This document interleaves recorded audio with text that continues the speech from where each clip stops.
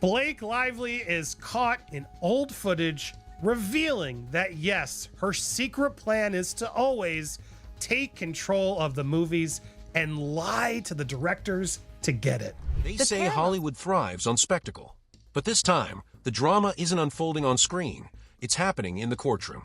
In a twist nobody saw coming, actor and producer Justin Baldoni is facing off against one of Tinseltown's brightest stars, Blake Lively, with Ryan Reynolds caught in the crossfire. At first glance, it sounds like any tabloid rumor: allegations of threats, demands for secret deals, and legal motions swirling through a system that prefers keeping its dirtiest laundry locked away. But the judge's refusal to dismiss the case hints at something far more consequential. Could this clash reshape the rules of power in Hollywood forever? From the outside, the bold headline reads like an A-list nightmare: extortion claims rock beloved actress and Hollywood's friendliest leading man. Yet behind the sensationalism lies a tangled web involving Baldoni's production company Wayfarer Studios, a contested producer credit, and accusations that, if proven, could change how the entertainment industry does business. Is it really extortion? Or is it an elaborate story designed to silence someone who dared to speak out? With both sides digging in for a high-stakes legal war, the outcome may shake the industry to its core. It all started quietly enough. Blake Lively, fresh off various successes and known for her strong presence on set, was reportedly involved in a project with Wayfarer Studios, co-founded by Justin Baldoni. Everyone expected a smooth collaboration. After all, Lively had spent years building a reputation as a professional who invests real creative energy into her roles. What Ryan Reynolds, has seemingly done, right, is used his power and influence to not only help Blake Lively take over this movie, but, he's used it, on Deadpool and to make fun of Justin Baldoni. Baldoni, on the other side, had gained recognition not only as an actor but also as a producer devoted to meaningful storytelling. On the surface, that request might not sound unusual. Many stars negotiate for producer credits, especially if they contribute significant input or help shape the project. But Baldoni's side claims something else happened, that Lively leveraged the threat of extremely damaging allegations, sexual harassment, and assault to pressure them into granting her those credits. In other words, she allegedly said, "Give me what I want, or I'm going to accuse you publicly of horrific misconduct." In legal terms, Baldoni and his team call that extortion, plain and simple. But to Lively, it's a complete fabrication. She's labeled the entire storyline a twisted narrative designed to punish her for pointing out legitimate issues on set. According to her, she never threatened anything. She merely demanded fair treatment and was promised a producer credit in exchange for genuine behind-the-scenes work. Far from blackmail, she argues this was standard Hollywood business: contribute real effort, get recognized. There's no doubt the accusations are explosive, especially in a post #MeToo era, where claims of harassment can torpedo careers in an instant. Yet what's unusual here is Lively's alleged role as the aggressor. If Baldoni's version holds up, it could spark a deeper conversation. Is it possible for anyone, regardless of gender, to manipulate the powerful current of the #MeToo movement for personal gain? Legal experts note that in lawsuits involving defamation or extortion claims, the threshold for a quick dismissal can be high. Courts are wary of letting either side shut down a case prematurely, especially if the allegations are severe. So much more evidence has come forward from even Ryan Reynolds and Blake Lively themselves that all but confirms that yes, Ryan used his nice pool character in Deadpool and Wolverine to mock Justin Baldoni. Here we have a double whammy: accusations of extortion set against the possibility that Lively was speaking out over genuine misconduct. The court wants the facts laid out, no shortcuts. For Baldoni and Wayfarer Studios, that's a big win. They're counting on internal communications to show that Lively's threats were real and not just an invention crafted after she filed her own claims. What's more, there's a June 2024 email that has become a lightning rod in this entire case. According to Baldoni's team, this email predates any lawsuit from Lively and features internal discussions at Wayfarer about the possibility of extortion. If that's true, it undermines Lively's argument that the extortion claim was a desperate measure concocted only after she filed her countersuit. In that email, staffers at Wayfarer supposedly express alarm that Lively was pushing for a producer credit in ways that felt less like standard negotiation and more like a threat. Critics of Lively say this might be the key piece of evidence revealing she intended to hold the entire project hostage unless she got the recognition she wanted. Lively's side counters that people often panic when big stars demand something, and that the staffer's misunderstanding shouldn't be used as proof of actual wrongdoing on her part. No matter how you slice it, this single email could flip the entire narrative. If the text explicitly shows Lively or her representatives threatening to go public with misconduct accusations, that's direct evidence of extortion. If it's ambiguous, or if it merely shows staff members guessing about her motives, Baldoni's case may rest on quicksand. Either way, the judge is allowing it all to move forward, guaranteeing that we'll see more of these messages in the coming months. When you get caught doing something that is purely evil, the task is... For Lively, the stakes couldn't be higher. She has built a brand around being not just a movie star, but also a savvy businesswoman and influential figure. If it turns out she weaponized false allegations to claw her way into a producer credit, her credibility could implode overnight. Studios might hesitate to work with an actress or producer known to resort to such strategies. Public sentiment, always fickle, could turn on her in a heartbeat. Reynolds also has reason to be concerned. Even if he wasn't directly involved in the alleged threats, public perception often lumps spouses together in controversies. If the court finds Lively acted unlawfully, the negativity could spill onto Reynolds, who has carefully cultivated an image as a comedic darling and reliable box office draw. Hollywood reputations can be undone swiftly, and the fallout from a legal finding of extortion might be unstoppable. Meanwhile, Justin Baldoni has tied his own credibility to these claims. If he wins, the narrative might shift toward praising him for having the courage to stand up against what he perceives as manipulative tactics.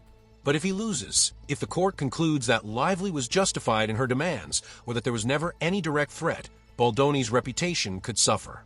Critics would say he tried to gaslight a fellow entertainer, tarnishing her name with baseless accusations. That's not a trivial risk for someone who's known for championing socially conscious projects. This entire spectacle is unfolding within a broader conversation about harassment, workplace misconduct, and how quickly careers can be destroyed by allegations, founded or not. Ever since the #MeToo movement gained momentum, society has been forced to grapple with what it means to hold powerful figures accountable while ensuring that false or exaggerated accusations don't ruin innocent lives. Typically, it's men in the hot seat. But this case flips that script, suggesting that a female star may have exploited that environment to her advantage. Another significant dimension here is the defamation angle. Baldoni not only accuses Lively of extortion, but also of defamation, if she indeed spread or planned to spread lies about sexual misconduct. Agree that Ryan Reynolds was the leader in this. I believe that. I believe Ryan Reynolds was the leader and is the leader in everything that she does. So should we be compassionate? And the answer is no, my friends. We obviously should not be compassionate. That's not how this works, okay? And why do I feel like threatened somehow when I listen to this? Lively counters that her statements are shielded by laws designed to protect victims or whistleblowers from retaliatory lawsuits. The tension lies in determining whether her claims were made with actual malice or as an honest expression of concern. If the lawsuit proceeds to trial, the discovery phase is where all the juicy details come out. Emails, text messages, phone call transcripts, anything that might show a direct line between Lively's alleged threats and her demands. That's the reason Lively's legal team wanted to halt discovery in the first place. Once that genie is out of the bottle, there's no putting it back in. If any evidence surfaces that Lively threatened to go to the press with sexual harassment allegations unless Wayfarer gave her the PGA credit, it could be game over. On the other hand, if those communications show nothing but standard negotiations, Baldoni's extortion claims might fall flat. The denial of the stay on discovery is a big deal. It signals that the judge believes there's enough legitimacy in Baldoni's accusations to warrant a thorough investigation. Courts don't like shutting down serious claims without letting both sides gather evidence. Lively and Reynolds, forced to comply, might have to reveal private messages or behind-the-scenes dealings that they'd prefer to keep confidential. And in a world where paparazzi track every Starbucks run, imagine the feeding frenzy if any salacious or embarrassing detail emerges from this case. Some wonder if the parties might settle. High-profile cases often do, to avoid further public scrutiny. However, settlement chatter is complicated here because each side appears entrenched. Baldoni insists he's standing up for the principle that you can't blackmail your way to success. Lively refuses to back down, claiming she won't be bullied into accepting blame for something she says never happened. If neither side blinks, we could be headed for a public showdown of epic proportions. Industry insiders are watching with bated breath. A victorious outcome for Baldoni might shake up the perception that only powerful men can be abusers of the system, suggesting that anyone, regardless of status or gender, can cross legal lines in the pursuit of professional gain. Meanwhile, a victory for Lively could stand as a cautionary tale against knee-jerk counterclaims meant to silence or tarnish reputations. Either way, it places a spotlight on how precarious it can be to mix personal negotiations and sensitive allegations in an era hungry for accountability. Alternatively, if Baldoni's side is twisting a standard negotiation into an extortion story, it might show how easy it is to weaponize the legal system against someone who makes you uncomfortable. It's not every day the husband gets to interview his wife's love interest in a film. It's kind of crazy. I don't remember seeing this on the schedule. Dive in. For instance, if Lively threatened to blow the whistle on real misconduct, Baldoni's countersuit could be seen as a scare tactic to keep her quiet. That's precisely why this case has caught the attention of legal experts far beyond the usual entertainment beat. One cannot ignore the role of public opinion here.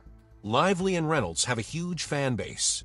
Many find it hard to imagine that Lively, widely regarded as poised and charismatic, would stoop to extortion. Social media is filled with defenders insisting that she must be innocent, that this is all a smear job. Others side with Baldoni, pointing out that public images often mask private realities. They question why a judge would repeatedly allow these claims to advance if there weren't some credible basis. The truth remains elusive until the court weighs in. Also looming large is the question of Ryan Reynolds' direct involvement. While early reports focus primarily on Lively and Baldoni, Reynolds' presence as a co-defendant underscores that the alleged wrongdoing might extend beyond a private negotiation. Did Reynolds support or encourage any demands on Lively's part?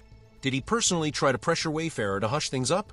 Or is he simply named because any negotiation that involves Lively inevitably involves him to some degree? In scenarios like these, every new piece of evidence can shift the balance. If a single email or text exchange emerges showing Lively explicitly linking her accusations to a demand for better financial or production deals, that's devastating. Conversely, if documents prove Lively always maintained her credibility, refusing to tie any potential misconduct complaints to business negotiations, Baldoni's claims start to crumble. Because the judge has refused to dismiss the case and refused to halt discovery, we're likely to see a heavy exchange of documents over the coming months. This is the period when high-stakes legal battles either get settled or become unstoppable. Lawyers on both sides will scour every line of communication to find that smoking gun, or to confirm that one side is spinning a story from thin air. For Baldoni and Wayfarer, the best outcome is a judgment confirming that Lively extorted them. That could lead to monetary damages, possibly in the millions, and a formal declaration that they were wronged. Importantly, it would also serve as a cautionary tale in Hollywood. You can't dangle false allegations of misconduct to force creative or financial concessions. For Lively, losing the case would be catastrophic. And sometimes I would have people who really resented that because they were like, we just hired you to be an actor. Yet when I went in the meetings, I would just seem like I'm just there to be the actor and ready to get the gig. I wouldn't reveal that I actually need to have authorship in order to feel fulfilled. So I think that for them, sometimes that might have felt like a rug pull because you're like, you're trying to assert yourself into something that we didn't hire you to do. And so it was like, it was a really strange position to be in because I felt like, I don't want to just like be an actor. Like I want to, I want to have more authorship. The stigma of having used serious assault allegations as a weapon might overshadow everything else she's accomplished. On the flip side, if the court rules in Lively's favor, concluding that her demands were legitimate and that Baldoni's extortion narrative lacks real evidence, she'll emerge with renewed credibility. It would also bolster the argument that some producers or industry leaders file retaliatory lawsuits just to silence those who speak out. Wayfarer Studios and Baldoni would then face a possible countersuit, or at the very least, a wave of negative PR that could tarnish their brand as champions of uplifting stories. Of course, there's always the possibility that the case ends in a settlement sealed behind non-disclosure agreements. That's fairly common in high-profile disputes, but the current posture suggests neither side is eager to fold. Settling might also fuel rumors that both parties have something to hide. For Lively, why would she settle if she has ironclad proof of her innocence? For Baldoni, why settle if he's confident she crossed a legal line? Meanwhile, Hollywood collectively holds its breath. Agent offices, production studios, and law firms from Beverly Hills to Manhattan are following every development. Some say the case could define how future negotiations occur when allegations of misconduct are lurking in the background. Others believe it's just a sensational flash that will fade away once some compromise is reached. Yet for those directly involved, the stakes are all too real. As the legal clock ticks forward, watchers anticipate more dramatic reveals. The next few filings might include depositions from key witnesses. We might see a flurry of smoking gun claims from either side. Fans on social media will likely devour every new tidbit, intensifying the spotlight on a scenario that nobody expected from famously polished personalities. So where does that leave us? Stuck in the middle of a legal storm with no immediate exit in sight. The judge's refusal to dismiss signals that the allegations are serious enough to warrant a full public airing. The denial of a discovery stay ensures that every piece of the puzzle will come to light, whether it favors Lively or Baldoni. For both, the reputational risk is staggering. For Hollywood itself, the stakes are just as high. If a jury ultimately decides that a prominent female star weaponized misconduct claims for personal gain, it will set a precedent that changes the conversation around #MeToo all over again. If the court sides with her, it reaffirms the dangers of retaliatory claims meant to silence whistleblowers. Every new court date promises revelations that could sway popular sentiment. Tabloid headlines may cry "scandal exposed," or "Justin Baldoni hits back," but the truth will likely remain elusive until the final verdict or settlement arrives. In the meantime, the question gnawing at everyone is simple. When all the evidence is laid bare, which version of events will hold up? Did Lively step out of line to secure a coveted producer credit by threatening false accusations? Or is Baldoni orchestrating a campaign to smear someone who dared to call out workplace misconduct? However it shakes out, this legal face-off has become impossible to ignore. The very fact that it refuses to be swept under the rug speaks volumes. Something in this saga resonates with deeper issues we wrestle with every day: truth, power, justice, and the blurred lines in between. Maybe that's why so many are tuning in for the next development, waiting to see if the biggest plot twist in this Hollywood drama is still on the horizon. The judge's ruling ensures we'll eventually get some answers, maybe not soon, but inevitably. Until then, the tension only grows, and both sides brace for a fight that could redefine their futures. On one side, you have a beloved actress who claims she simply sought what she was owed and spoke up against injustice. On the other, a producer who insists he's fighting back against blackmail. All eyes are fixed on the unfolding chapters, each one more intriguing than the last, because the next bombshell revelation could be the one that changes everything. One thing's certain, this isn't just another Hollywood spat. It's a case that forces us to ask if accusations of misconduct can be wielded for leverage just as easily as they can expose genuine abuse. It forces us to question the boundaries between legitimate advocacy and illegal extortion. And it reminds us that in Hollywood's most intense battles, reality can be stranger and far more shocking than fiction. The final verdict could rewrite the narrative of who wields power in an industry that thrives on star power and secrecy. Until that day comes, all we can do is watch and wonder which side will emerge unscathed when the dust finally settles.